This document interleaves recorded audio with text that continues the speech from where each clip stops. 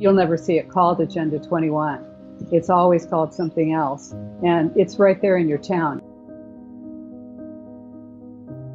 It's a technique that's used to break down your personality and actually rebuild you as the new man. And you are going to be rebuilt as the new global citizen. Is literally to take your freedom completely away from you. I'm not talking about some plan that's way out there in the future. I am talking about this is happening right now. Agenda 21 is the action plan. It's the blueprint, the comprehensive plan that was signed on to by 178 nations plus the Holy See in 1992. It's the United Nations plan. It's a plan to inventory and control all land, water, plants, minerals, construction, means of production, food, energy, everything on the planet, law enforcement, education, and information and human beings. This is, a comprehensive plan of action, an inventory and control plan. It's about data sharing. It's about money transferring from the developed nations to the lesser developed nations. And ultimately, it's about destroying your ability to have a voice, destroying your ability to have a representative government. It's about changing your government to governance and taking away your voice, entirely destroying your ability to be free and to be independent. And the goal, of course, is to transfer power from local and individuals to a global governance system. Agenda 2030 is a 30-year milestone within the Agenda 21 plan. When you know that Agenda 2030 is simply a milestone year within that 100-year period, the milestone years are 2020, 2025, 2030, and 2050. They really fully expect to have this entire plan locked up and completed by 2050. If you go to America2050.org, which is a Ford Foundation and Rockefeller Foundation project, you'll get a look at what their idea is for, in fact, what they want the United States to devolve into, which is to destroy the sense of having a unified union and to, in fact, not have 50 states any longer, to have 11 mega regions. And in fact, what this plan does is it destroys the concept of the nation state, and it completely destroys it and devolves it into the city states or regions. And these are not individual cities like, say, San Francisco or New York. These are regions that are governed by megacities, which are huge, enormous cities. It could be part of Washington State, part of Oregon, part of Idaho, and part of British Columbia. So it breaks the national borders, it breaks state borders, breaks, of course, county and city borders. And this is about destroying your ability to actually be able to control what it is that happens to you. It's a global plan, but they implement it locally. So it looks like a local plan. It's always called different things, no matter where you live. So that's another way of being a stealth plan, you see, is that you'll never see it called Agenda 21. It's always called something else. And it's right there in your town. It's a regional plan, and it's right there where you live right now. Sustainable development is Agenda 21. It was defined by the United Nations in a book that they commissioned called Our Common Future in 1987. So as far as climate change goes, here's a way to think of it. Global crisis requires a global response, and that justifies global governance. So what could be more global, you think, than climate change? Well, how about a pandemic? And the other thing is that it's designed to panic people. It's designed to engage you in a really visceral way, to frighten you to the point where you are literally concerned that you will not survive. Plans are always right out there. They've always been right out there. In fact, you could go back to the 1880s and look at the Fabian socialists at Bertrand Russell, H.G. Wells, George Bernard Shaw, and you'll see the plan is right there. They're less concerned about us. They're less concerned about our objection. And that is what concerns me. What is happening now is that the technology has caught up to the plans of these people. They've always had these same plans. And I will say that as far as technology goes, what has man always wanted? Man has always wanted two main things: to live forever and to create life. And we are very close to these things. I don't know about forever, but we're close to major life extension and the creation of life. All you have to do is go to Cornell University's plan. They've got a video out right now. It's engineers create 3 major traits of life. Go and take a look at that. They are actually creating life. So, and there is no ethical stop on these people, and that is a major concern. This is, what you saw with the Nazis, with Stalin, with Mao, that there is literally nothing that holds these people back. So when they have the technological ability, and you look at the 4th Industrial Revolution or whatever it is they want to call it, they're talking about total digital connectivity. They're talking about a new social contract. Contract generally means that both parties have, something to say about it. But this is a contract where none of us have anything to say. And I think we're getting to see what it looks like when you go out in the street. And this is one reason why this is all, we can talk about this when we get more deeply into it. But this is one reason why you're seeing this kind of hysteria in the street, because it's a lesson. This is what's going to happen to you if you go out into the street and try and object to this plan when you see what it really is. So they are gearing up for this with the militarization of police, etc. Most of us think that the Constitution of the United States is a great document and is inviolate. That is not the case. Right now, there's been a real effort for many years to have a constitutional convention. You're probably aware of that. It needs, I think it's 38 states to agree to it. And they say that, they're just going to look at a couple of portions of the Constitution. But once that box has been opened, they can do anything. So people often want to know, well, who's doing it to me? It is your government that's doing it to you. Your government has been taken over. And to answer your question, yes, this is an insurrection. We have been under attack. This is a real situation that we're in. I do want to say I did walk away from the Democrat Party. Parties are simply a distraction. At the top, power knows no party. The globalist takeover is simply that. It uses whatever means necessary. The plan is really this term disrupt that everyone's seeing now, this is really the plan, is to destroy the social fabric. It's quite successful as you're seeing it right now. And yes, the United States is a huge economic force and a huge force and beacon to the world for individual rights and freedom, liberty, which is under attack, definitely.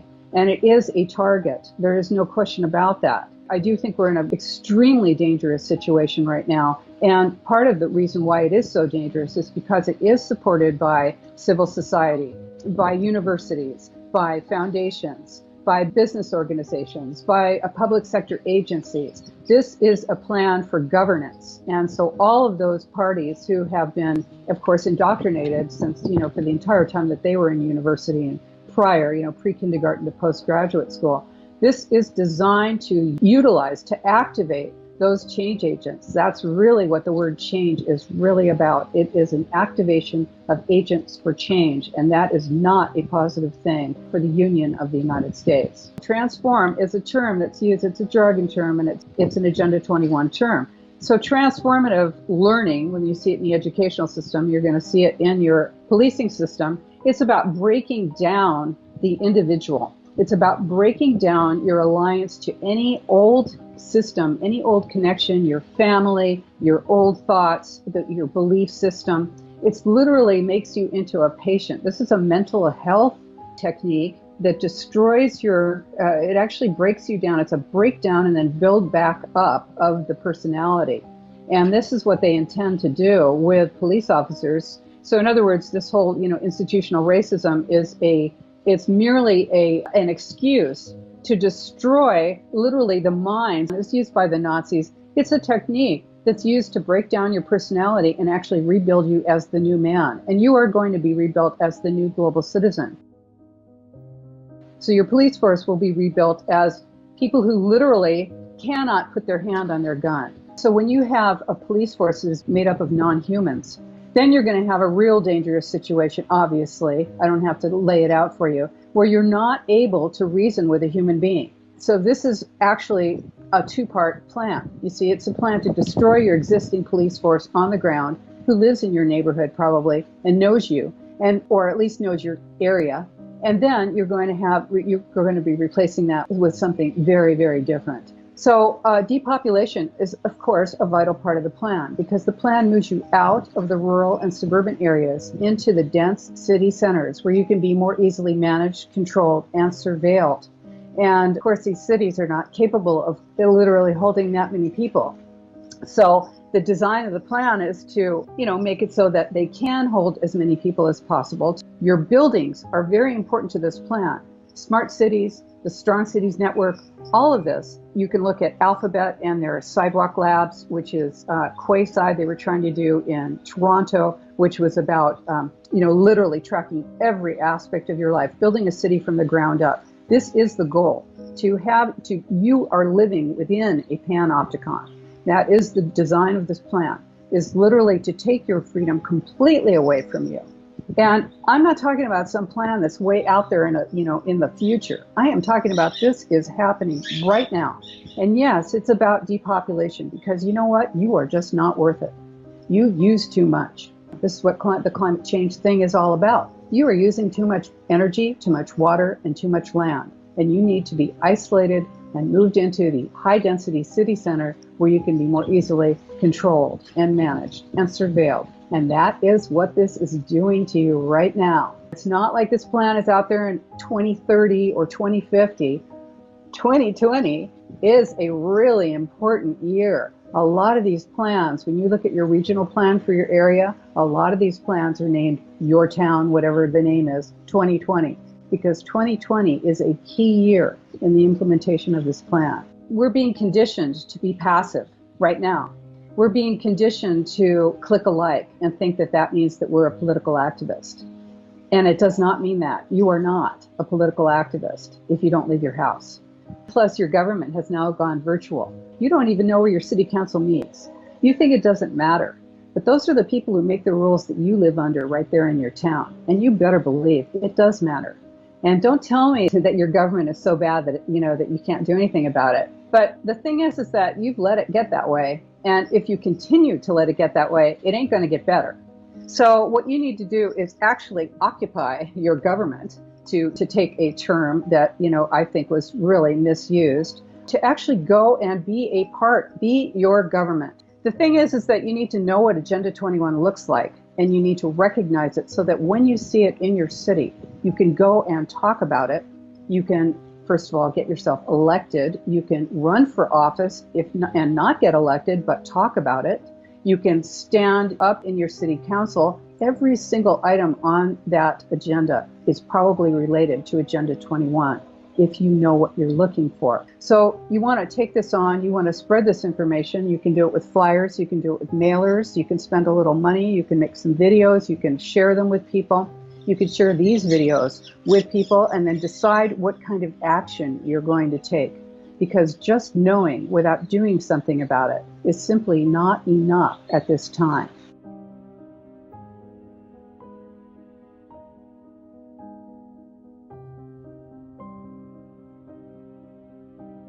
What if we could make meaningful progress on every major social problem of the 21st century with a single solution? As a math teacher in the public schools, I saw too many children fall short of their potential. Both of my parents are cancer survivors. Watching them beat the disease made me want to help people make better decisions on a daily basis. There are so many urgent social problems. 40% of premature deaths are linked to habits that can be changed. 1 in 3 families has no savings at all. 1 in 4 students never earns their high school diploma. Getting people to consistently make better choices will reduce these problems and many more. If you repeatedly reward good behavior and pair it with memorable cues, positive routines become instinctual. We'll use technology to make good decisions easier. Turn daily burdens into things you look forward to. Teach skills and knowledge that are critical to success.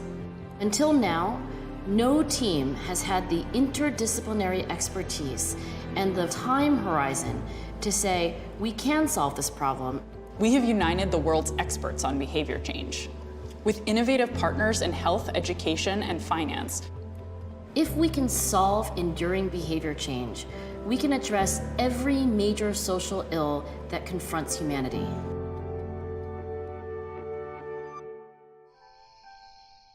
User data has the capability to survive beyond the limits of our biological selves, in much the same way as genetic code is released and propagated in nature.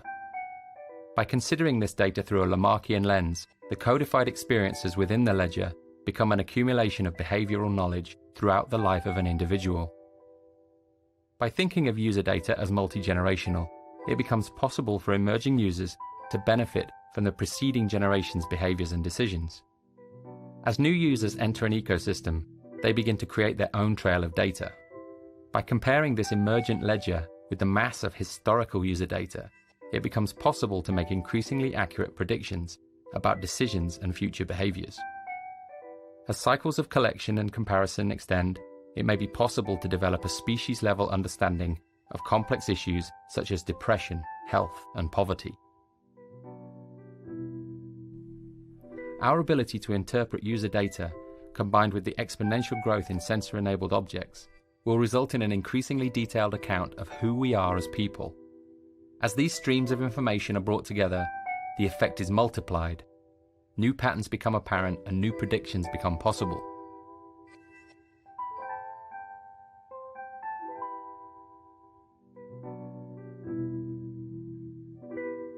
Since the 1970s, huge efforts have been made in sequencing the human genome. Today, after many years of research and billions of data points, that sequence is known. By adopting a similar perspective with user data, we may begin to better understand its role. Just as the examination of protein structures paved the way to genetic sequencing, the mass, multi-generational examination of actions and results could introduce a model of behavioral sequencing. As gene sequencing yields a comprehensive map of human biology, researchers are increasingly able to target parts of the sequence and modify them in order to achieve a desired result. As patterns begin to emerge in the behavioral sequences, they too may be targeted. The ledger could be given a focus, shifting it from a system which not only tracks our behavior, but offers direction towards a desired result. We are at the very beginning of our journey of understanding in the field of user data. By applying our knowledge of epigenetics, inheritance, and memetics to this field, we may be able to make mental leaps in our understanding, which could offer benefits to this generation, to future generations, and the species as a whole. C'est quoi le danger du virtuel? C'est pas de créer de la violence, c'est tout le contraire, c'est de faire oublier la violence du réel. Le danger du virtuel, c'est pas sa violence, je dirais, c'est sa tranquillité. Sa tranquillité. Il fait comme si on n'avait plus à prendre en charge la violence du réel. Et la misère qu'il a